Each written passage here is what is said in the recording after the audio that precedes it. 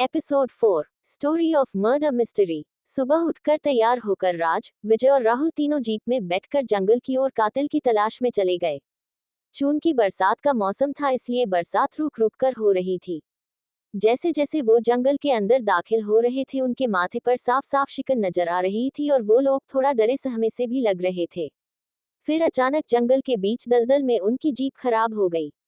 राज ने कहा कि यह जीप पुरानी हो गई है, बीच बीच में बंद हो जाती है, अब इसको बदलना पड़ेगा। अब हमें पैदल ही कुछ सफर तय करना पड़ेगा। सभी जीप से उतरकर आगे को बढ़ते हैं तभी कौवे की कर्कश आवाज में कांव कांव करना और भेड़िए की जोरदार आवाज निकालना उनको पीछे हटने और डरने में मजबूर कर रहा था। तभी उन्होंने देखा कि एक काली और एक सफेद बिल्ली जोर जोर से आवाज निकाल रही हैं और इनके जीप के शीशे पर पंजे मार रही है। राज ने कहा कि ये सारी चीजें बिल्कुल उस तरह हो रही हैं जैसे रोजी ने बताई थी। तभी किसी औरत के रोने की और किसी लड़की की आवाज सुनाई दे रही थी, बचाओ वरना ये मुझे मार देंगे। तीनों ने अपने आसपास देखा तो कोई नहीं था। उन सब चीजों ने उनको कंफ्यूज कर दिया था, लेकिन राज के दिमाग में कुछ नया चल रहा था। तभी राहुल थोड़ा आगे अकेले निकल गया कि उसने ऐसी चीज देखी ली थी कि जिसको देखकर वह चिल्लाने लगा, चुड़ैल स्माइल विद हॉर्न्स, और वह बेहोश हो गया। तभी उसकी आवाज सुनकर राज और विजय वहां पहुंचे तो देखा कि राहुल बेहोश होकर नीचे गिरा हुआ है। उन्होंने राहुल को हिलाया डुलाया और उसके फेस पर पानी के छींटे मारे तो वह उठ खड़ा हुआ और डरते हुए बोला कि सर सर सर, मैंने एक चुड़ैल स्माइल विद हॉर्न्स को देखा है।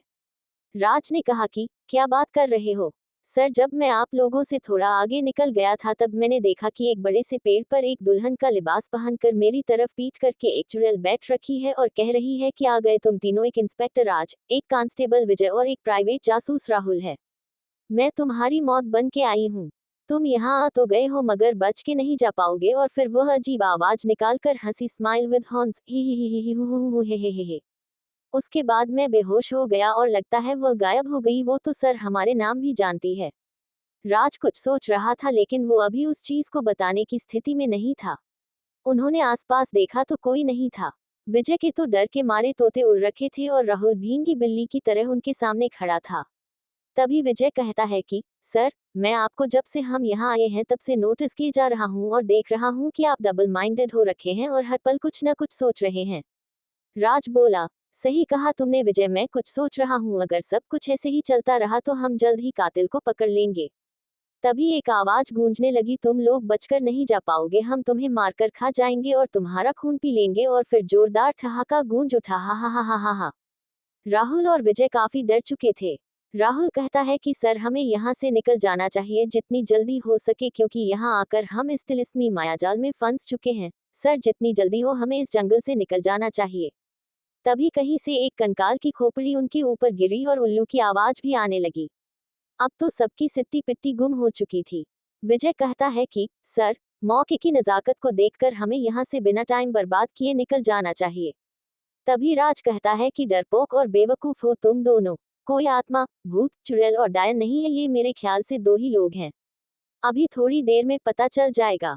तुम लोग हिम्मत से काम लो, ये हमें डराकर यहाँ से भगाने की कोशिश है। विजय ने कहा कि सर, मुझे तो यकीन नहीं हो रहा है कि यह किसी इंसान का काम है। तब राज बोला, देखते जाओ विजय, 1 घंटे के अंदर सब पता चल जाएगा। थोड़ी देर में राज उस पेड़ के पीछे कुछ खोजने लगता है जिसमें वह दुल्हन के लिबास वाली कथित चुड़ैल बेटी थी। तभी राज ने घास को हटाया तो वहां एक बक्सा रखा था और उसके बगल में कम से कम 2 लोगों के छुपने जितनी जगह बनी थी। राज ने विजय और राहुल को बुलाया और कहा कि देखो इस बक्से को और इसके बगल में छुपने की जगह को, अब खोलो इस बक्से को। राहुल ने जैसे ही उस बक्से को खोला उसमें से वही दुल्हन के कपड़े निकले जो उस चुड़ैल जो कि पेड़ पर बैठी थी ने पहन रखे थे, और साथ ही एक टेप रिकॉर्डर भी था जिसमें अलग अलग आवाजें रिकॉर्ड थी जो उन्हें इस जंगल में सुनाई दी थी, और साथ में लोहे का खंजर भी था जो कि खून से सना था। राज ने कहा कि यहाँ आसपास खोदना शुरू कर दो। विजय और राहुल ने खुदाई शुरू की तो उन्हें उन 4 लोगों की लाश मिली जो रोजी के फ्रेंड थे। उन्होंने चारों बॉडीज को अपने कब्जे में लिया और 2 एम्बुलेंस मंगवाए और चारों बॉडीज को उसमें रखवा कर पोस्टमार्टम करवाने के लिए भिजवा दिया। इधर राहुल ने जीप को ठीक कर दिया था, थोड़ी स्टार्टिंग प्रॉब्लम आ रही थी बस। फिर तीनों जीप में बैठकर थाने को निकल पड़े। विजय ने कहा कि सर, हमने तो कातिल को पकड़ा ही नहीं और हम खाली हाथ वापस जा रहे हैं। राज कहता है कि कातिल का मैंने पता लगा लिया है, उस पर पहले ही से मुझे शक था। अब कातिल ने सबूत भी छोड़ दिए हैं और जल्द ही हम कातिल को पकड़ लेंगे।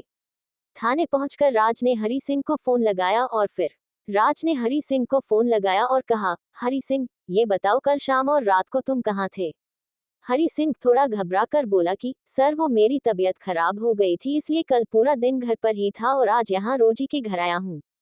राज ने कहा, ठीक है, उस पर तथा उसके घर वालों पर नजर बनाकर रखो। हरी सिंह ने कहा, ठीक है सर, मेरी नजर बाज की तरह है, ये लोग मेरी नजर से नहीं बच पाएंगे। इसके बाद राज फोन रख देता है। तभी आधे घंटे के बाद हरी सिंह का फोन आया कि सर ये लोग भागने की तैयारी में हैं। आप लोग 15 मिनट के अंदर आ जाइए नहीं तो ये लोग मॉरिशस देश भागने की तैयारी कर रहे हैं। इन्होंने आज शाम की प्लेन की टिकट करा रखी है। राज ने कहा कि नजर रखो इन पर, हम पहुंचते हैं अभी 10 मिनट में।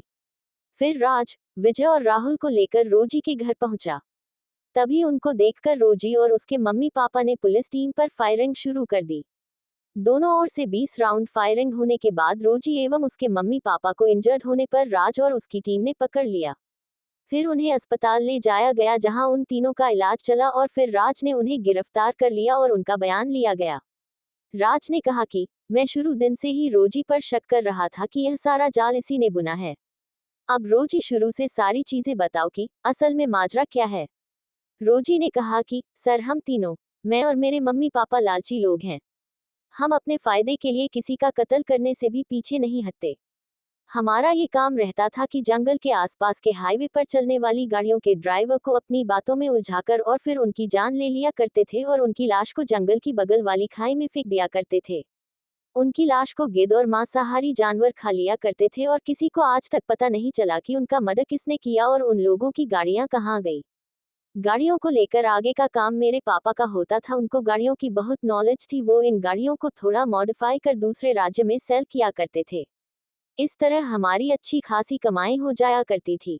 और फिर एक बार हमने देखा कई लोग जंगल के अंदर एडवेंचर के लिए जाते थे तो हमने उनको चुड़ैल और डायन का वेश बदल कर डराया और उनका भी कत्ल किया तथा उनके साथ भी लूटपाट करी और काफी पैसा बनाया। फिर एक दिन मेरे दोस्तों ने काफी जिद करी कि चलो फॉरेस्ट को एक्सप्लोर करते हैं। ये सब अमीर घर से ताल्लुक रखते थे और मैं इनके साथ जंगल घूमने चली गई और फिर मेरे मम्मी पापा ने इनको डराना शुरू किया। मेरी माँ को चुड़ैल के रूप में देखकर ये डर के मारे सब बेहोश हो गए। हमने इनके शरीर से सारी महंगी वॉच, लॉकेट, ब्रेसलेट और रिंग्स निकाल ली और इनका चाकू की मदद से गर्दन रेत कर मर्डर करके इनकी डेड बॉडीज को पेड़ के बगल के गड्ढे में डालकर मिट्टी से दबा दिया और वहां से सारी चीजें लेकर गाड़ी से अपने घर आ गए।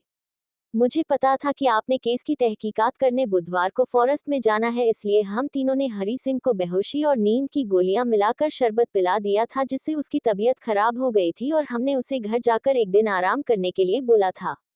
जिसके बाद हरी सिंह बुधवार को अपने घर आराम करने के लिए चला गया था और हम तीनों पूरी तैयारी के साथ आप लोगों को डराने के लिए जंगल आपसे पहले ही पहुंच गए थे और सारी तैयारियां करके पहले से ही बैठे थे। आजकल बरसात का मौसम भी चल रहा है और अक्सर घने जंगल के क्षेत्र में हैवी रेन पड़ती ही है। उस बारिश और खराब मौसम ने भी हमारा साथ दिया और हमारा काम आसान कर दिया। रात सर आपने 2 ब्लैक एंड व्हाइट कैट्स बिल्ली स्माइलिंग कैट फेस देखी थी, वो हमारी पालतू बिल्लियां थी, हमने उन्हें ट्रेनिंग दे रखी थी। फिर हमने डरावनी आवाजें निकालने के लिए पहले से रिकॉर्डिंग की हुई डरावनी आवाजें tape recorder video tape start कर आप लोगों को डराकर भगाने के लिए सुनानी शुरू कर दी। लेकिन राज सर आपकी हिम्मत की तारीफ करनी पड़ेगी कि आपने खुद पर कंट्रोल पासपोर्ट कंट्रोल रखा हुआ था और अपने दोनों साथियों को संभाल कर रखा हुआ था। राज ने कहा कि हाँ, तुम लोगों की सब चाल में समझ गया था। मैं तो तुम लोगों के सारे राज जानना चाहता था कि तुमने और किन किन घटनाओं को अंजाम दिया है। विजय ने कहा कि फिर क्या किया तुम लोगों ने? रोजी ने कहा कि हम टेलीस्कोप से आपकी हर एक्टिविटी पर नजर बनाकर रखे हुए थे। फिर राहुल जी को हमने अकेले पेड़ के पास आते देखा तो उनको डराने के लिए मैंने दुल्हन का लिबास पहन लिया और पेड़ की डाली पर उनकी तरफ पीट करके बैठ गई और कुछ मैंने बोला और वही ये सब देख और सुनकर चिल्लाए चुड़ैल है और बेहोश होकर गिर गए। फिर मैं नीचे उतरी और चुपके से हम वहां से बैटरी से चलने वाली 2 साइकिल से अंधेरे का फायदा उठाकर वहां से घर आ गए। राज ने कहा कि हम उसके बाद हम वहां गए तो बस बक्सा, चाकू और ये कपड़े मिले। रोजी ने कहा कि फिर घर आकर हमने नहा धोकर कपड़े चेंज किए और तुरंत अपने एक रिश्तेदार को फोन पर बताया कि हमें यहाँ एक अपराधी से खतरा है, इसलिए हम वहां मॉरिशस आना चाहते हैं। उसने कहा कि ठीक है, आ जाओ। फिर हमने आज शाम की फ्लाइट की 3 टिकट बुक कर ली थी और सारा कीमती सामान पैक करके तैयार थे जाने के लिए, और मकान हम पहले ही बेच चुके थे किसी बिल्डर को। तभी आप आ गए और आपसे भिड़ंत हुई और आप लोगों ने हमें गिरफ्तार कर लिया। बस यही है पूरा घटनाक्रम। दिल्ली से कोलकाता जा रही एक ट्रेन के एक कोच में हुए एक चौंकाने वाले कत्ल की जांच की जिम्मेदारी इंस्पेक्टर राज को कत्ल के 1 महीने बाद सौंप दी जाती है और उन्हें 10 दिन का टाइम मिलता है।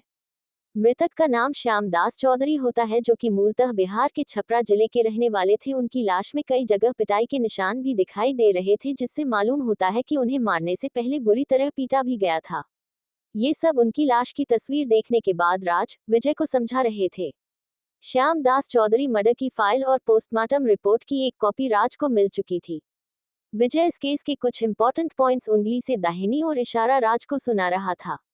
विजय ने कहा कि सर, श्याम दास चौधरी की उम्र लगभग 50 साल रही होगी और वो छपरा में एक कॉलेज में हिस्ट्री सब्जेक्ट के प्रोफेसर थे और गांव में उनके पास अच्छी खासी जमीन थी।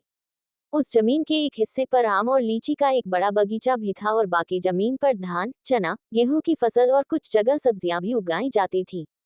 इस तरह से कुल मिलाकर कह सकते हैं कि वो एक करोड़पति इंसान थे। उनकी पत्नी का देहांत 5 साल पहले कैंसर की बीमारी से हो चुका था। उनकी कोई संतान नहीं थी। उन्होंने अपने घर के काम करने के लिए एक नौकरानी रेखा को रखा था, जिसकी उम्र 30 साल थी, जो कि उनके घर के सारे काम कर दिया करती थी और श्याम बाबू को किसी भी चीज की परेशानी नहीं होती थी। 5 साल तक श्याम बाबू की सेवा करने पर एक दिन श्याम बाबू ने कहा कि रेखा, मैं तुमसे एक बात कहना चाहता हूँ कि तुमने मेरी 5 साल तक बहुत सेवा की है, मैं उसका तुम्हें बड़ा इनाम देने वाला हूँ। रेखा ने कहा, जी मालिक, क्या इनाम है? तब श्याम बाबू कहते हैं कि देखो, मेरी पत्नी का निधन 5 साल पहले हो गया था और तुम्हारे पति का देहांत भी 6 साल पहले हो चुका था और हम दोनों एक तरह से अकेले हैं। क्यों न हम दोनों एक दूसरे से शादी कर लें और आगे अपने जीवन को सुखमय तरीके से जीना शुरू करें। तब रेखा कहती है कि मुझे 2 दिन सोचने का समय दीजिए, मैं आपको परसों बताती हूँ। श्याम बाबू कहते हैं कि हाँ ठीक है, मुझे परसों को तुम अपना जवाब बता देना, मैं इंतजार करूंगा। रेखा वहां से चली जाती है। फिर 2 दिन बाद रेखा ने कहा कि मालिक, मैं आपसे शादी करने को तैयार हूँ। ये सुनकर श्याम बाबू ने कहा कि चलो ठीक है। फिर वो 1 हफ्ते के बाद ही शादी के बंधन में बंध जाते हैं। फिर कुछ दिन निकल गए। एक दिन श्याम बाबू किसी काम से दिल्ली गए और वहां से लौट रहे थे कि तभी ट्रेन में उनका कत्ल हो गया और पोस्टमार्टम रिपोर्ट में ये बताया गया है कि उनकी हत्या पिटाई और गला दबाने से हुई है। राज ने कहा कि अच्छा, आधी स्टोरी तो पता चल गई, अब आधा और पता करना है। तैयार रहना, कल जरा चलकर उस ट्रेन के एसी कोच की जांच करनी है। और अगले दिन उनके द्वारा उनकी जांच की गई और उस कोच की विजय के द्वारा वीडियो रिकॉर्डिंग भी की गई। फिर विजय ने ट्रेन हेल्पलाइन नंबर से उस तारीख की उस कोच के अंदर के यात्रियों की डिटेल निकलवाई। उसमें ये पता चला कि उस कोच में सिर्फ 6 पैसेंजर रह गए थे। उनमें एक श्याम बाबू भी थे। बाकी पैसेंजर पहले ही उतर चुके थे। उन बचे 5 लोगों में थे विशंभर शरण, बनारस, दौलतराम पटना, अनिल कुमार छपरा, रोहित सिंह छपरा और राम खिलावन छपरा। राज ने इन लोगों से संपर्क किया तो पता चला कि विशंभर बाबू और दौलतराम जी का निधन पिछले हफ्ते हार्ट अटैक आने से हो गया था। अब बचे हुए अनिल कुमार, रोहित सिंह और राम खिलावन, इन तीनों को थाने बुलाया गया और आवश्यक पूछताछ की गई। लेकिन इनको जाने दिया गया और इन पर नजर रखने के लिए इनके पीछे मुखबिर लगा दिए गए। इनके जाने के बाद राज ने विजय से कहा कि तुम 3 टिकट कराओ कल की, हमें उसी ट्रेन से छपरा निकलना है जिसमें मर्डर हुआ था। ठीक है सर, एसी कोच की 3 टिकट कंफर्म हुई है छपरा के लिए। वे तीनों उसी ट्रेन से छपरा के लिए निकल लिए। राज रास्ते भर हर जगह की निगरानी कर रहा था और ट्रेन के स्टाफ की भी जानकारी ले रहा था। तीनों लोग छपरा स्टेशन पहुंचे और सीधे मृतक श्याम बाबू के घर पहुंचे। वहां रेखा मिली और साथ में एक लगभग 35 साल का आदमी उससे धीरे धीरे कुछ बातें कर रहा था। रेखा ने अपना परिचय दिया और साथ खड़े आदमी के लिए कहा कि ये शानू है, उसके दूर के रिश्तेदार, और श्याम जी के अंतिम संस्कार का सारा काम इन्होंने ही पूरा किया है। ये बाहर के कमरे में रुके हैं। राज ने कहा कि वो तो ठीक है, ये बताइए कि इस मकान में और कौन कौन रहता है। रेखा ने जवाब दिया कि हीरा और उसकी पत्नी चांदनी ये हमारे यहाँ खाना बनाने से लेकर सारा काम करते हैं। इनको बुलाकर लाना जरा, इनसे कुछ पूछताछ करनी है। हीरा और चांदनी की राज के सामने आते ही हालत खराब हो गई थी। फिर राज ने उनसे पूछा कि तुम क्या जानते हो श्याम बाबू के बारे में और कौन हो सकता है उनका कातिल। हीरा डरते हुए कहता है, साहब, हमारे मालिक श्याम बाबू बड़े ईमानदार और शरीफ इंसान थे। उनकी किसी से कोई दुश्मनी भी नहीं थी। उन्होंने हमारी हर तरह से मदद की थी। पहले हम उनके खेतों में काम किया करते थे, फिर हमारी मेहनत को देखते हुए मालकिन ने हमें घर में ही रख लिया था और खेती के लिए दूसरे लोग रख लिए थे। सब कुछ ठीक चल रहा था, पर पता नहीं ये क्या हो गया साहब। तभी घर के बाहर एक ड्रम गिरने की आवाज आए और जब तक राज बाहर आता उसने देखा कि एक आदमी जिसने पूरे चेहरे पर मास्क पहने रखा था वहां से मोटरसाइकिल से भाग रहा है। राज और विजय सोचने लगे कौन हो सकता है यह आदमी, और फिर राज ने रेखा से पूछा कि आप इस गांव में किसी मोटरसाइकिल वाले को जानते हो जो लंबा चौड़ा और मोटा तगड़ा हो। रेखा ने कहा कि ऐसा तो कोई आदमी नहीं है गांव में जो इस कद काठी का हो और उसके पास मोटरसाइकिल भी हो। राज ने कहा कि ठीक है, हम आज गांव का टूर करके आते हैं। फिर राज, विजय और राहुल तीनों गांव की सैर पर निकल जाते हैं और लगभग हर घर से पूछताछ करते हैं श्याम बाबू और रेखा के बारे में, और उन सब चीजों को राहुल एक डायरी में नोट भी करता जाता है। फिर वो वापस आ जाते हैं। अगले दिन वो उस कॉलेज में भी जाते हैं जहां श्याम बाबू पढ़ाया करते थे। वहां जाकर भी वो लोग छानबीन करते हैं। उन्हें कुछ खास वहां जाकर पता नहीं चलता है, लेकिन जो भी जानकारी उन्हें मिलती है उसको राहुल अपनी डायरी में नोट करता जाता है। राज विजय से कहता है कि विजय, तुम्हें क्या लगता है कौन हो सकता है श्याम बाबू का कातिल और उसने श्याम बाबू को क्यों मारा होगा? विजय बोला, सर फिलहाल तो ये बताना मुश्किल है कि कातिल घर का है या बाहर का है। मुझे तो लगता है कि यह खून किसी ऐसे आदमी का काम है जो श्याम बाबू का परिचित है और उनकी संपत्ति हड़पने के लिए उसने श्याम बाबू का कत्ल खुद किया या फिर किसी से करवाया है। राज कहता है कि हो सकता है। विजय ने कहा, आपका शक किस पर जा रहा है? राज ने कहा कि समय आने पर सब बताऊंगा, रात बहुत हो गई है, अब सो जाओ। विजय कहता है कि ओके सर, गुड नाइट रात के सितारे। राज कहता है कि good night all of you. फिर आधी रात को उन्हें कुछ आवाज सुनाई दी किसी के फुसफुसा कर बात करते हुए। राज ने विजय को उठाया और बोला, विजय तुम्हें कुछ सुनाई दे रहा है? किसी के फुसफुसाने की आवाज आ रही है। देखो, लाइट मत जलाना, खिड़की खोलो, जरा देखो कौन है और क्या बात कर रहे हैं। विजय ने बिना लाइट जलाए हुए खिड़की खोल कर देखा तो दो लोग जिन्होंने अपने को कंबल से ढक रखा है आपस में अंधेरे में कुछ बातें कर रहे हैं। विजय ने कहा कि सर चलकर इनको पकड़ते हैं, ये मुझे चोर लगते हैं। तभी राज ने आवाज लगाकर कहा, कौन है वहां, इस समय क्या कर रहे हो? तभी वो दोनों वहां से भाग गए। राज और विजय ने उनका पीछा किया तो उसमें से एक शख्स नीचे गिरा लेकिन खुद को संभाल लिया और फिर दोनों वहां से अंधेरे का फायदा उठाकर भाग गए। तभी विजय ने टॉर्च फ्लैशलाइट की लाइट में देखा जमीन पर एक पायल पड़ी है। विजय ने राज से कहा कि सर ये देखो, किसी औरत की पायल पड़ी हुई है। राज कहता है कि वो दोनों जो कंबल डालकर इस गली में खड़े थे उनमें से एक औरत थी और अभी भागते वक्त जब वह जमीन पर गिरी तब यह पायल उसके पैर से छिटक कर जमीन पर गिर गई और अंधेरे में उसे पता नहीं चला। मगर मेरे समझ में ये नहीं आ रहा है कि वो इतनी जल्दी कहाँ गायब हो गए।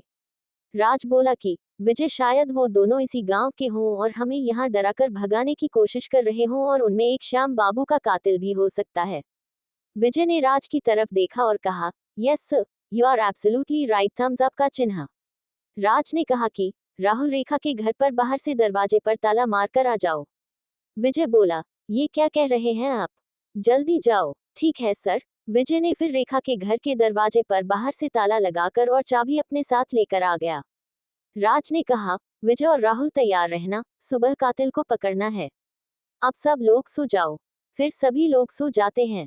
सुबह उठते ही सब रेखा के घर पर पहुंचते हैं तो वहां देखते हैं कि रेखा ने हो हल्ला मचा रखा है और वो कह रही है कि किसने ये हिम्मत की हमारे घर के दरवाजे पर बाहर से ताला लगाने की, जिसे सुबह गांव वालों को तोड़ना पड़ा।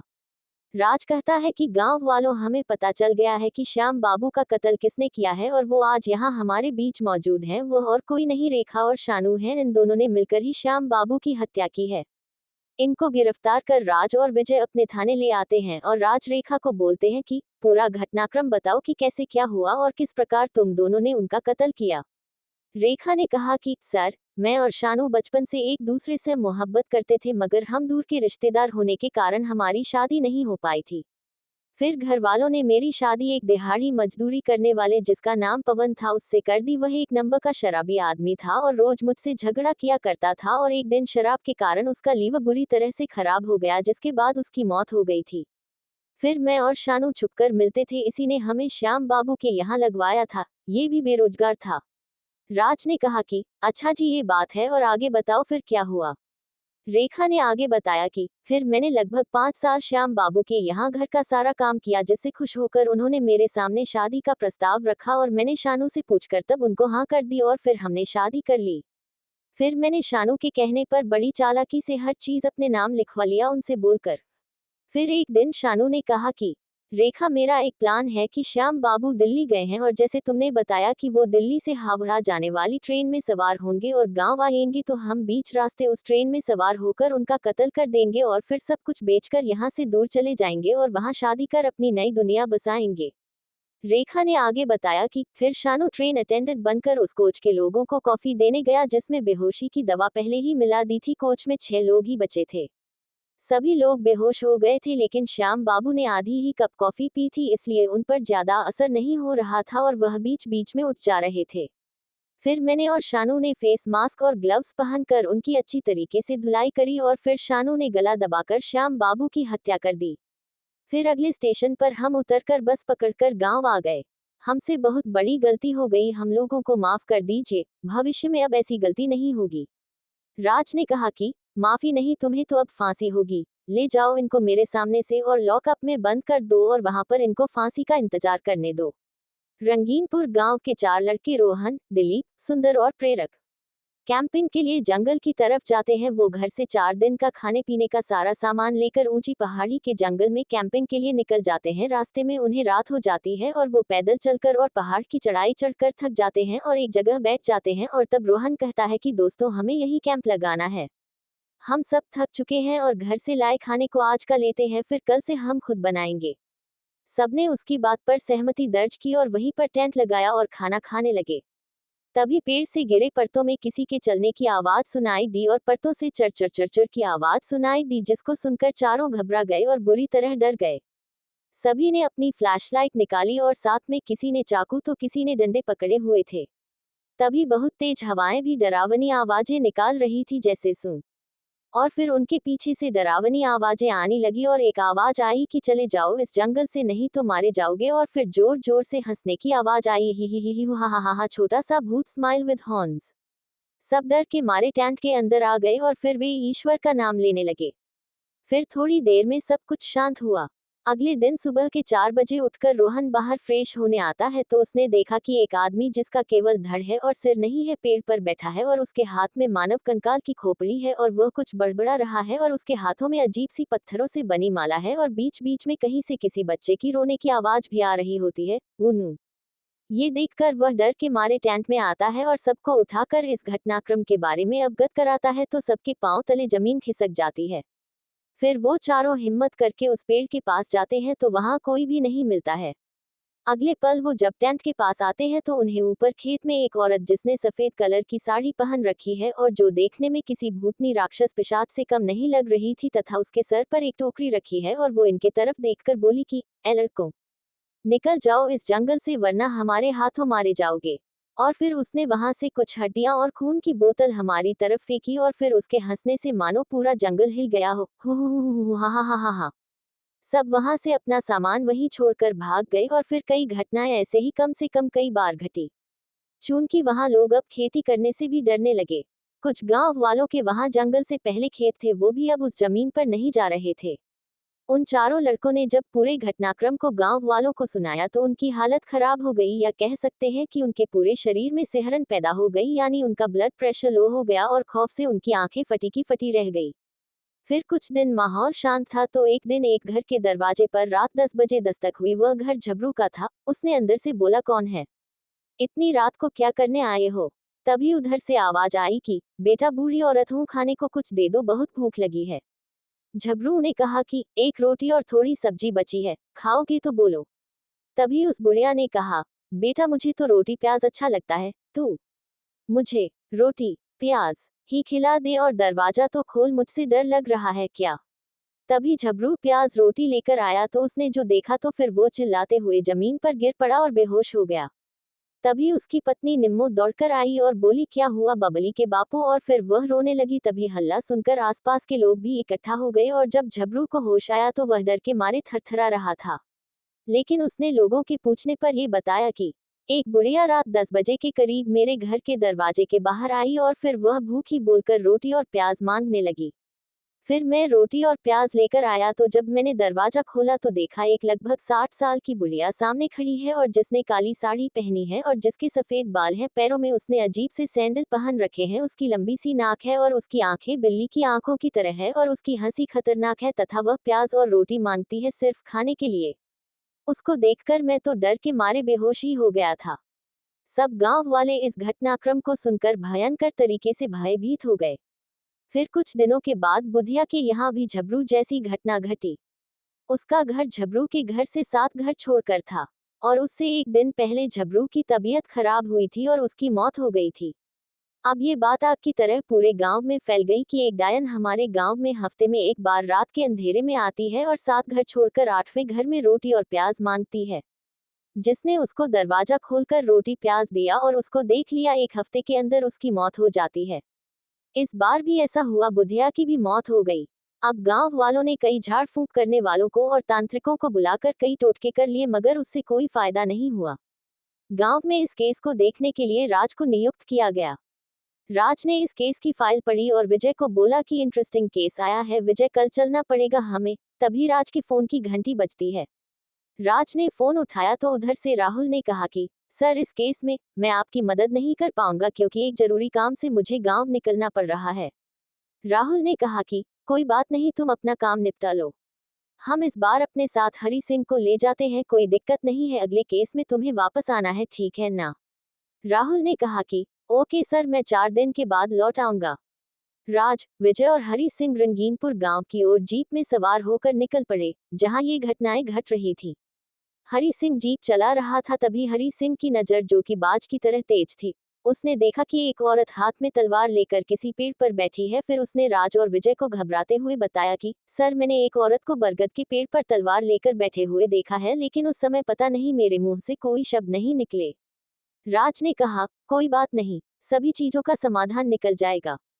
तभी विजय ने कहा कि मैंने ग्राम प्रधान से बात कर ली है, उसने अपने यहाँ हमारे रहने और खाने की व्यवस्था कर ली है और मैंने उसको कह दिया है कि सबको बता देना कि ये लोग पुलिस महकमे से हैं और ये तीनों लोग उस सिरकटे आदमी और उन 2 औरतों के राज का पर्दाफाश करने आए हैं। तीनों लोग ग्राम प्रधान सुबोध के यहाँ पहुंच जाते हैं, उनके लिए जिस कमरे की व्यवस्था होती है उनमें उनको ठहरा दिया जाता है। फिर सब नहा धोकर लंच करके सुबोध जी के साथ गांव के भ्रमण पर निकल पड़े। सारी गलियों और चौक चौराहों का मुआयना करने के बाद वो लोग वापस सुबोध जी के घर वापस आ गए। तब राज अपनी डायरी में कुछ नोट करता है और विजय की तरफ देखकर बोला, विजय, रात को तैयार रहना, रात को कुछ होने वाला है, मुझे ऐसा लग रहा है। फिर रात के 9 बजे करीब रामदीन नामक व्यक्ति, जो शहर में दिहाड़ी मजदूरी करता था, वो अपना काम करके वापस घर आ रहा होता है। तभी उसकी नजर एक बुढ़िया पर पड़ती है जिसकी लंबी नाक है और खुले हुए सफेद बाल हैं और उसका चेहरा काफी डरावना है। उसने पैरों में अजीब सी डरावनी सैंडल पहन रखी है। उसको देखते ही वह चिल्लाने लगा, डायन आ गई गांव वालों, और इतना कहकर अपनी साइकिल को तेजी से भगाने लगा। तभी सब गांव वाले इकट्ठा हुए तो उसने अपनी साइकिल रोकी और गांव वालों को सारा माजरा बताया। गांव वालों ने कहा कि पुलिस वाले कहाँ हैं? तब राज, विजय और हरी सिंह वहां आते हैं। उन्हें गांव वालों ने सारी खबर दी कि अभी थोड़ी देर पहले गांव में क्या क्या हुआ। राज ने कहा कि आप लोग घबराए नहीं, 2 से 3 दिन में इनके पीछे जो लोग हैं उन्हें पकड़ लिया जाएगा और आप लोग ABCD से मत घबराए, ऐसा कुछ नहीं होता। तभी सुबोध कहता है कि सर, ये ABCD क्या है? तब विजय ने कहा कि ABCD का मतलब होता है A से आत्मा, B से भूत, C से CHUDAL, D से डायन। सुबोध कहता है कि गजब की फुल फॉर्म बनाएं, अपने सर मानना पड़ेगा आपको। तब राज कहता है कि कल सुबह हमें पूरा जंगल छान मारना है, सुबोध कुछ सुराग मिल जाए वहां से तो मजा ही आ जाए। सुबोध कहता है कि जो हुक्म मेरे आका, आप जैसा कहेंगे वैसा ही करेंगे। फिर अगले दिन सुबह वो चारों लोग जंगल की तरफ चुपचाप निकल पड़ते हैं। फिर वो एक जगह सुस्ताने के लिए बैठते हैं कि उन्हें किसी के रोने की आवाज सुनाई देती है। राज कहता है कि चुप रहो। फिर किसी के फुसफुसा कर कुछ बोलने की आवाज आई कि जैसे कोई आदमी और औरत आपस में बातें कर रहे हों। राज और सब लोगों ने इधर उधर देखा तो भी उनको ये समझ में नहीं आया कि ये आवाज आ किधर से रही है। काफी खोजबीन करने पर राज को एक पेड़ के नीचे झाड़ियों के अंदर एक नुकीला पत्थर दिखा। फिर राज ने उसको ताकत लगाकर हटाया तो उसके नीचे एक तहखाने का रास्ता दिखा। उसमें वो चारों लोगों ने एंटर किया तो उन्होंने देखा कि यहाँ तो रहने की लगभग सारी सुविधाएं थी जो कि मानव के लिए आवश्यक है।